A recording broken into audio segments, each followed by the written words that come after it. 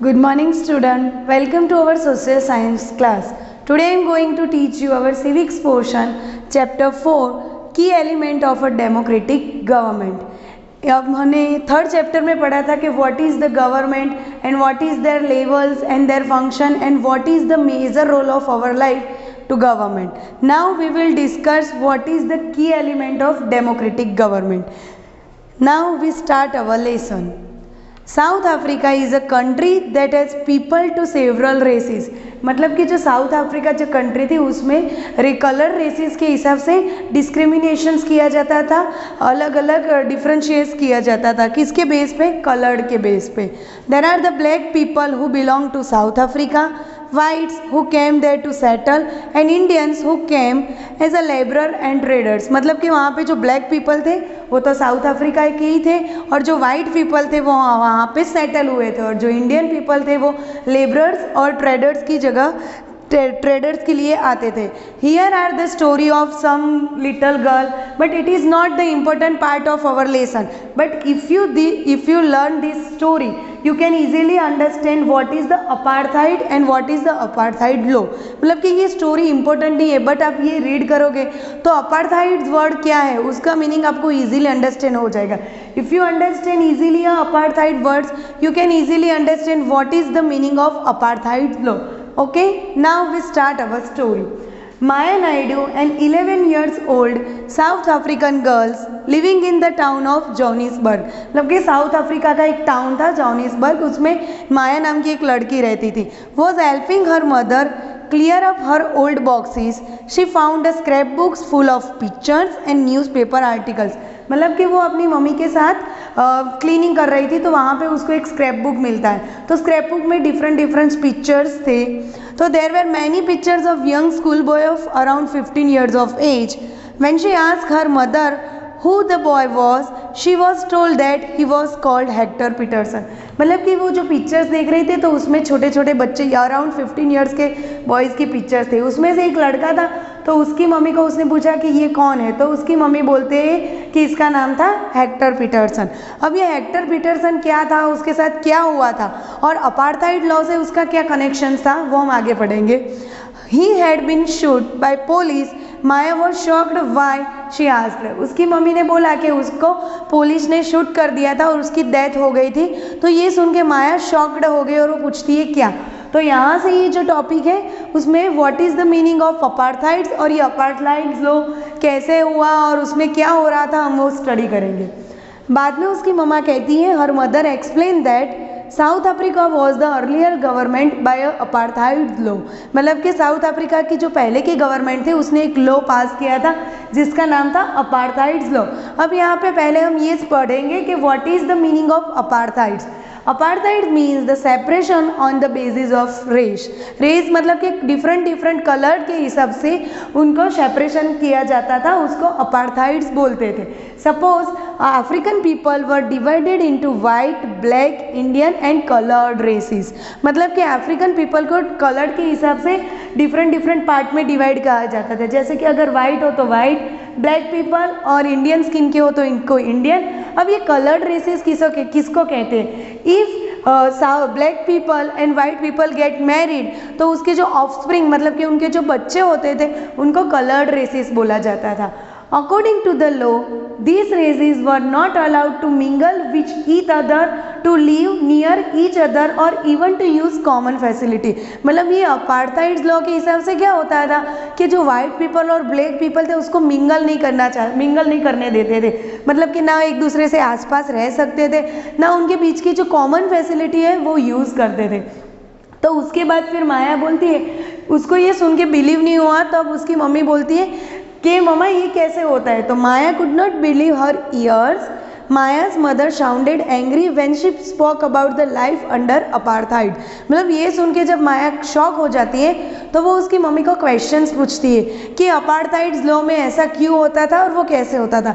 उसके हिसाब से ये उसकी मामा वो उसका जो वो एकदम गुस्सा हो जाती है और बाद में वो बोलती है she told Maya that in those days मतलब कि वो अपनी मम्मी बोलती है उसको कि वो टाइम पे क्या होता था कि hospitals were separate and so were ambulance, मतलब कि जो ब्लैक पीपल और जो वाइट पीपल थे उनके हॉस्पिटल्स और साथ ही साथ एम्बुलेंस भी सेपरेट थी। N ambulance mean for white people would always be well equipped, मतलब कि जो वाइट पीपल की जो एम्बुलेंस होती थी वो वेल इक्विप्ड होती थी, while one mean for a black people was not, but वो जो ब्लैक पीपल थे उनको वो एम्बुलेंस यूज़ नहीं कर सकते थे और उनकी जो एम्बुलेंस होती थी वो वेल इक्विप्ड नहीं होती थी।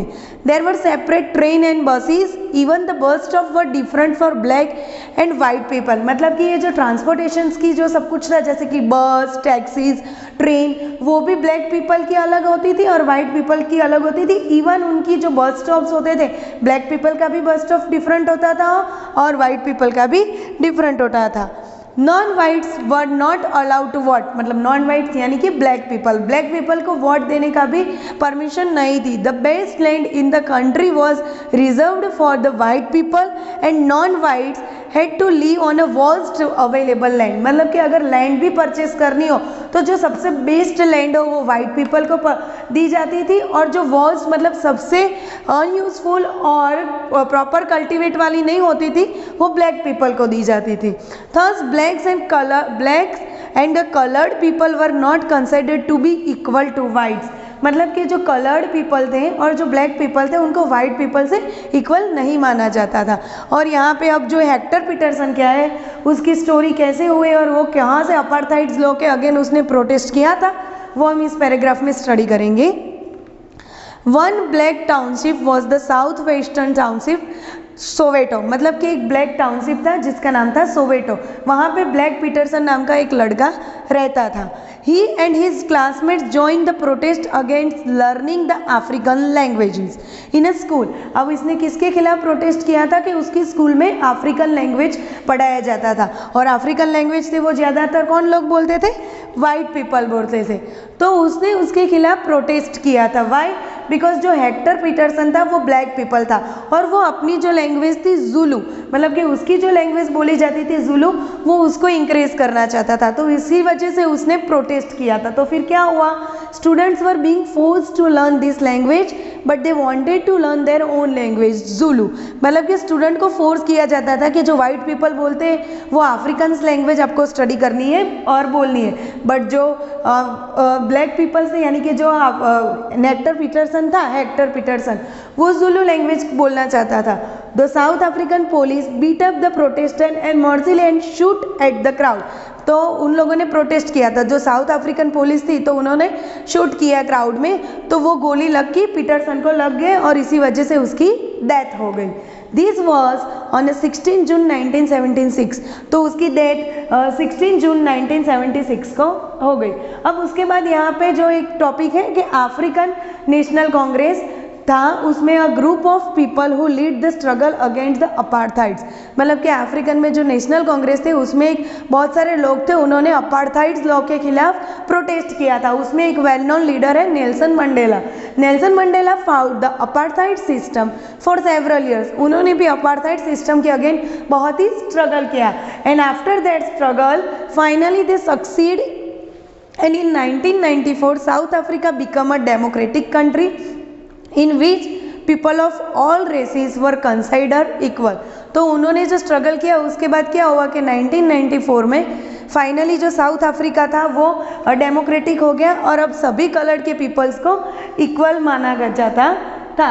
अब आगे का ये टॉपिक है पार्टिसिपेशन। हमें आगे के चैप्टर में पढ़ा था कि जो डेमोक्रेटिक स्टेट होता है, जो डेमोक्रेटिक कंट्री होती है, वहाँ पे पीपल के हिसाब से वो इलेक्शन करते हैं और जो कैंडिडेट इलेक्टेड होते हैं और वही वो रिप्रेजेंट करते हैं बिहाफ ऑफ पीपल। तो why do we have a regular elections, तो यहाँ पे एक ये भी क्वेश्चन माइंड में होता है कि हम रेगुलर इलेक्शंस क्यों करते हैं। You have already read in the previous chapter, मतलब कि अभी मैंने बोला कि प्रीवियस चैप्टर ने हमें इसके बारे में पढ़ा है। थ्रो डेमोक्रेसी होता है डेमोक्रेटिक कंट्री, उसमें जो डिसीजन होता है वो पीपल डिसाइड करते हैं। तो through the voting in elections people elect the leaders to represent them and these representatives take decision on the behalf of the people, मतलब कि डेमोक्रेटिक कंट्री में क्या होता था कि पीपल होते थे वो वोट देते थे और वो उन लोगों को इलेक्ट करते थे और उनके बिहाफ में रिप्रेजेंट करते थे. In doing so it is assume that they will keep in mind the voices and interest of the people. तो इससे क्या होता था, उससे जो गवर्नमेंट बनती थी उनको ये अज्यूम करना पड़ता था कि जो लोगों का जो ओपिनियंस है, लोगों के जो फैक्ट्स है, वो उनको उसको दिमाग में रख के और पीपल का जो इंटरेस्ट है उसके हिसाब से गवर्नमेंट को वर्क करना पड़ता था. जैसे कि all government are elected for fix period. हम जानते हैं कि कोई भी जो गवर्नमेंट बनती है वो फिक्स पीरियड के लिए होती है और उसका जो फिक्स पीरियड होता है उसमें ही उसका पावर होता है. तो India this period is 5 years. हमको पता है कि इंडिया में जो इलेक्शन वाला पीरियड होता है इलेक्ट होके बाद वो गवर्नमेंट का फिक्स पीरियड होता है 5 साल. वंस इलेक्टेड गवर्नमेंट के stay in power only for that period. मतलब कि अगर कोई गवर्नमेंट बनती है तो उसका जो पावर होता है वो वही फिक्स पीरियड में होता है. If they want to continue to be in the power then they have to be re elected by the people.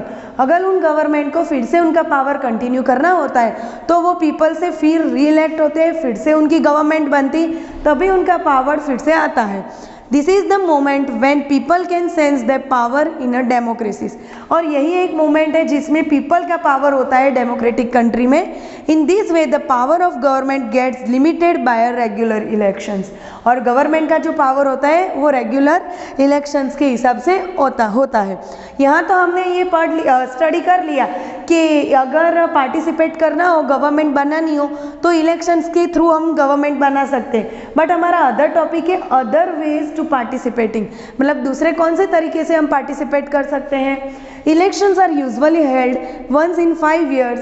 Besides voting, there are other way to participate in the process of government. People participate by taking an interest in the working of the government and by criticize it when it required.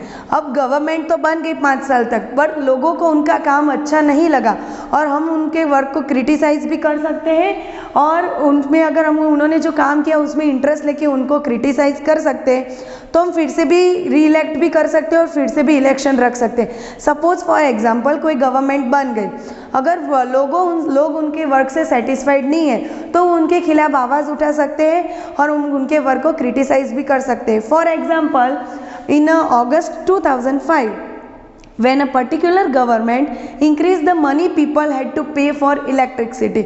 अगस्त 2005 में क्या था कि government ने electricity का bill बहुत ही ज़्यादा increase कर दिया.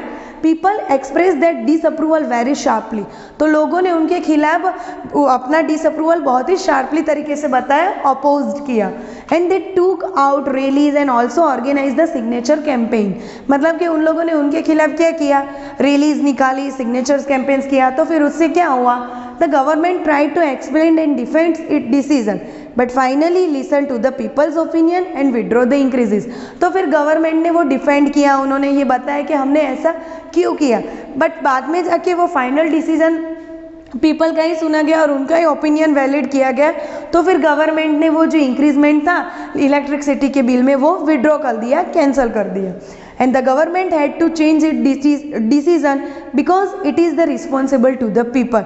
तो गवर्नमेंट को कई बार अगर उन्होंने ऐसा कोई लॉ पास कर दिया, ऐसी कोई स्कीम अप्लाई कर दी जिससे लोग सेटिस्फाइड नहीं होते हैं तो उनको वो लोगों का ओपिनियन जानना पड़ता है और वो डिसीजन को कैंसिल करना पड़ता है. वाई?